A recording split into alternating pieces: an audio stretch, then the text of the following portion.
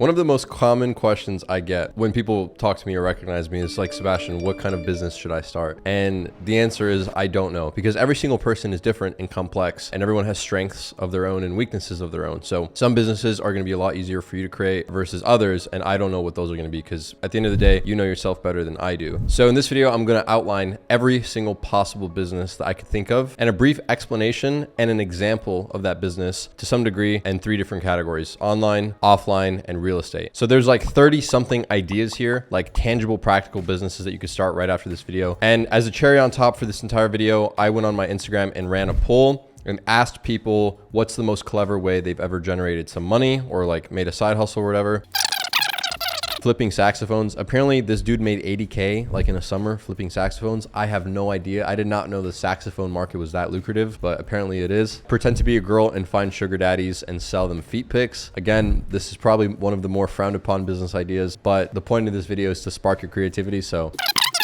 And I've got a bunch of clever and funny responses. So at the end of this video, I'm going to blitzkrieg just go through all of those responses, and maybe that can help you as well. So we're going to start in the online/digital world, because that's what everybody wants to do these days. And the first one I have is dropshipping or e-commerce. So that's the basis of my whole channel. Most of you guys know me for dropshipping and e-commerce. If you don't know what it is, basically you find a supplier in some other part of the world, you get that product, put it on a website, mark it up, run ads to the website, and then keep the profit in between. So dropshipping and e-commerce is a great business. It's still very viable. It still works. And I still see people that are doing it successfully today. And it's great if you have a lot of time and you have a little bit of money and you have a computer. For that kind of person, it's really good. The next one is Amazon FBA. Again, these are more of the mainstream ones, but after we get through these, I'm going to get into like the more specific ones. But Amazon FBA, the idea is that you get a product and you put it on Amazon, and then you rank it, and then people start buying your product, and you don't have to spend any advertising dollars, and Amazon fulfills it and does the rest of the work, and they take a cut. So it's an alternative to dropshipping. It's a different way to sell a product on the internet. There are pros and cons to both. The next one is affiliate marketing, and basically what that is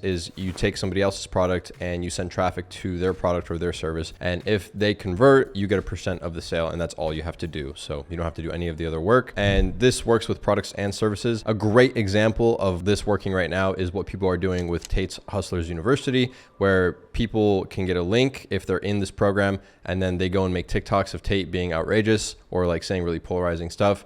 And then people discover Tate, use the link and buy, and then they get a %. I heard that there was like a bunch of kids making like $10,000, $20,000, $30,000 a month doing this, like just making TikToks. And up until I was filming this video, I thought affiliate marketing was like not like dead, but it was like on the downtrend because nobody wanted to do it anymore. But this just goes to show that this is a very real business, and you know, this strategy that Tate is doing can be applied to many different businesses. So still very viable. Next, we have start an agency. So obviously I have an agency, and this is one of my favorite ones on this entire list. But this is like such a fundamental business idea, and this is so incredibly broad. So I'm going to literally list off different kinds of agencies that you can start. Branding and design agency, email marketing agency, Google ads agency. That's what I have. You can start a Facebook ad agency, promotional agency, Twitter growth, YouTube growth agency. You could even create an agency around realistic 3D images. For example, I used an agency for the renderings of my house and my future residential building I want to build. And all they did was create 3D realistic photos of my projects. And that's an agency they can start. And I know exactly how that business works. It's the same as every other agency. You have a guy running the business, and then you have,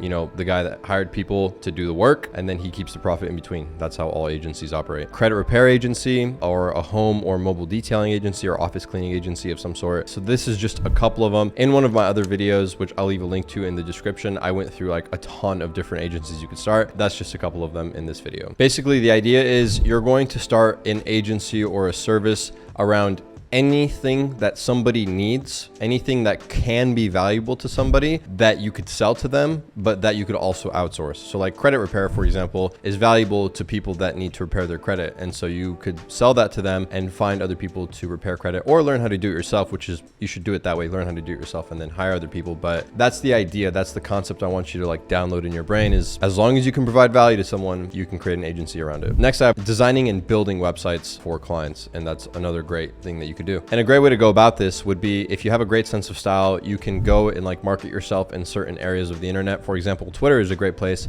You can naturally grow, you know, you could post your websites on there, you can interact with other big accounts, and you could naturally gain followers there and then gain clients through Twitter, and that would be free. Next, I have graphic designer. So this is for more artistic people that are watching this video, but you could design graphics, logos, or assets for websites, like, you know, little PNGs that people would want to use on their websites, and you could sell them to people, or you could just post them on certain websites on the internet and sell them if people want to buy them. You know, this is probably less common, but this is still something that you could do. Next, I have thumbnail for content creators. So creating thumbnails for YouTubers and not being terrible at it, because most thumbnails I've ever seen from like UPWORK and FIVERR are absolutely terrible. So actually doing some research, actually having some decent skills, knowing what works right now and creating some thumbnails, I think that's a huge opportunity. Like that would absolutely work right now today. Next, I have a video editing agency. So again, this is a really good thing to do. In my opinion, videos are everywhere. Content is everywhere. So much of the world lives on the internet now. There are a lot of YouTubers. There are a lot of businesses that use advertisements as content, and just starting an agency or starting a service or editing videos for YouTubers or companies is something that you may think is saturated, but in reality it's not, because a lot of the people doing this are very lazy. So like, just to pause on everything I've been saying, most people in the world are just lazy, or most people in America, let's say that most people in first worlds are lazy. And so the skills are trash. Like they're really not good. And so all you have to do is just go a little bit above and beyond, like have a little bit of a style. And if you just do something a little bit different, you'll truly stand out. And so many people will flock to use your service. For example, if you were to take my videos and create TikToks for me and reach out to me, and you had a great editing style, and you said, Sebastian, I'll create TikToks for you, or Sebastian, I'll edit your videos. I've edited the first 30 seconds of this video. Tell me what you think. And you sent me an email and I looked at it and it was good. I would literally read it and I would consider it, because up until this point, I've only had 2 people ever reach out to me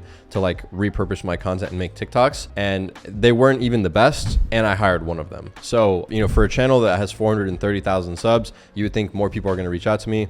They don't. I've only ever had 2 people. So it goes to show this is not saturated. And if you're doing a good job, you're really, really going to stand out. So this is a very viable option. Next, I have a TikTok video editing agency. So this is more like you go to popular TikTok creators, because a lot of them are like kids and they're, you know, they don't maybe know as much about editing or whatever these days, or maybe they're just lazy and they don't want to do it themselves. And you go to these popular creators and you basically say, hey, I'll edit all your videos, I'll produce all your videos, I'll make them better, I'll take time off your plate, and I'll automate your TikTok business and help you grow. And I think a lot of people would be super down for that. Even if you were like, hey, let's do like a split of percentage or something like that, or just like a monthly retainer, I think a lot of people would be down for that, and you could easily build an agency out of that. And then a huge tip to get in contact with people that are high value or have a lot of followers, that have a lot of people reaching out to them. The best thing to do is, like I just said, is to be a little bit creative, but to give them something for free. So if you were to like do something for them first, like create a TikTok and be like, hey, I did this for you, I'll do it for you again, you know, check out my work, that would get their attention so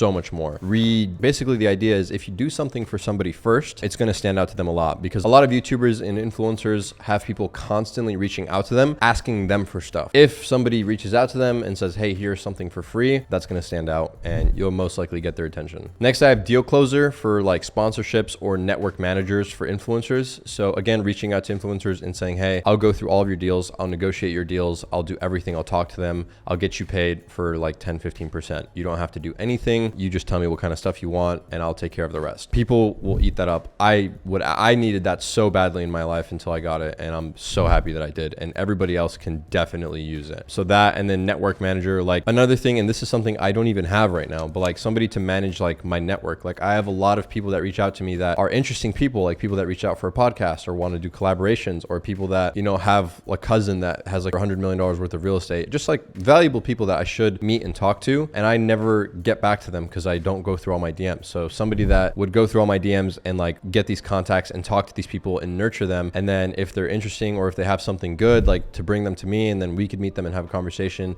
and I could pay him like a retainer to like manage my network and organize everything in Notion. That would be extremely valuable to me. I still don't have that. And you know, I bet you even after this video, as many people are watching this, I bet you I'm still going to get like 3 or 5 emails about it. And it's still not going to be very like high quality like emails or anything like that. So plenty of opportunity and space for that as well. Next, I have YouTube. Okay, so YouTube is actually a great business to start, especially now. If you have one thing in your life that makes you different in any way, whether that's you're a beautiful person, you're really like a really not beautiful person, you're smart, you are super in shape, like whatever it is, you can put and document on YouTube about yourself and start a personal brand. And having a personal brand is going to make you a lot of money for sure. Another thing you can do is if you have like Jake Tran is like a great example of this. He doesn't post like face videos or anything, but he makes business documentaries. So this is an example that I think somebody should take an advantage of, but looking at popular studies that are very interesting, taking those studies and summarizing them into 10-minute videos and then putting like animations so that they're really easy to understand. If somebody made a channel and did just that and the titles were just interesting studies and people could go through them, I bet you that channel would pop off. And all you really have to do is find an industry or a space that you really like, that you're really interested in, and kind of add your own sauce to it. Like you could start a YouTube channel around that and you could definitely gain a lot of subscribers. And Jake Tran is one of my friends, and he said that he didn't think that he would like blow up with like this YouTube thing. Like he was posting videos and he always wanted to be a YouTuber, but he didn't think there was an audience for like the kind of content that he was making. And now he has over 1 million subs. There's definitely an audience for like almost every type of content. And honestly, I should make a video about that in the future because YouTube is really a good one. I should have an entirely separate video about YouTube as a business. Next, I have online coach or like tutor or trainer. So again, if you're into fitness and you know how to teach people and get people fit, you could be an online coach for them, or you could be like a looks maxing coaches if you spent a lot of time looks maxing, and obviously people, that's something that they would pay for. You could be an online yoga instructor if you're good at yoga. You could be a music instructor if you have a skill playing an instrument, or if you speak a different language, you could be like a tutor for that language and you could help other people learn the language that you speak. So you could do all of this online. Basically, again, if you have a skill, other people desire your skill, you can sell it on the internet. Another one is buying and selling domains. This is like super self-explanatory, so I won't talk about it, but I know this was like a huge thing with ENS domains, but also like other stuff, other domains, you could buy and sell them. I know nothing about this business. I heard about it. If buying and selling domains really piques your interest, then go for it. Look into it. The next one I have is website remodeling. So obviously you would have to have a skill with website development or design. Finding bad websites, reaching out to them and saying, hey, your website's bad. I can make it better. Here's a Loom video. If I make it better, it's going to increase your sales, etc. You should let me do this. That would be a great video to start. And once you sign a few clients or you do this for a few people, you do like a before and after, use that to reach out to your next people, and that would make it even easier to sell them. I still come across websites every day that are terrible. So, okay, next is a copywriter. So this is one of the most fundamental things, and a copywriter is somebody that writes words that are designed to influence and sell. Every single business needs a copywriter. It's extremely valuable. You could rewrite websites, you could rewrite emails, you could do advertisements. This is one of the most valuable skills in the world, guaranteed. And right now, even now, I need a copywriter because I need help with my YouTube scripts. I need to make my YouTube videos better, and I'm not the best at English. And if I could have somebody that proofreads all my scripts or my ideas and gives me better ideas, or like reorganizes my videos, I would totally hire them if I liked their style. So if you are good at copywriting, email me at georgiubusiness@gmail.com and we can talk there. Next is sales. So again, this is one of the most fundamental ways to make money like ever. You could do this online or in person, but you could become like a closer for high ticket products. One of my friends, Luke Alexander, started with this and he was making like 20 or 30K a month, which is absolutely crazy. And then someone I've had on the channel before, Ishan, he started his entire entrepreneurship journey by doing insurance sales. And I think he made like 60 or 70 grand before he moved on to the next thing. And myself, like I used to sell auto glass when I was in high school. So sales is a very, very good way to start if you have no skills at all, and you can make a lot of money. I had another friend in high school that was making like 2 grand a week door knocking and selling solar, and he was in high school making 2 grand a week, which is a lot of money for a high schooler. But yeah, this is a great option as well. Next, I have virtual or personal assistant. So again, very needed in the world. I did not know how much I needed a virtual and personal assistant until I got them, and they're incredibly valuable. So this is something that you could absolutely do, and you could charge a good amount for every single month. The downside is that you would be busy doing a lot of busy work all the time. So it would be time intensive or like labor intensive. But again, if you have no other options, this is something that you could do. And then like more obvious stuff, you can also go on FIVERR and you can also go on UPWORK and sell any of your skills there. But those kind of tie into everything else that we've been talking about, which is like having a valuable skill and selling it. You could also sell a course online, or you could create a course around a skill that you have and put it on Udemy. Now for offline, I put 2 things. You can like make handmade goods, like artistic stuff, necklaces, keychains, candles, pieces of art with resin. My ex-girlfriend used to make art with resin and she would sell it on Etsy,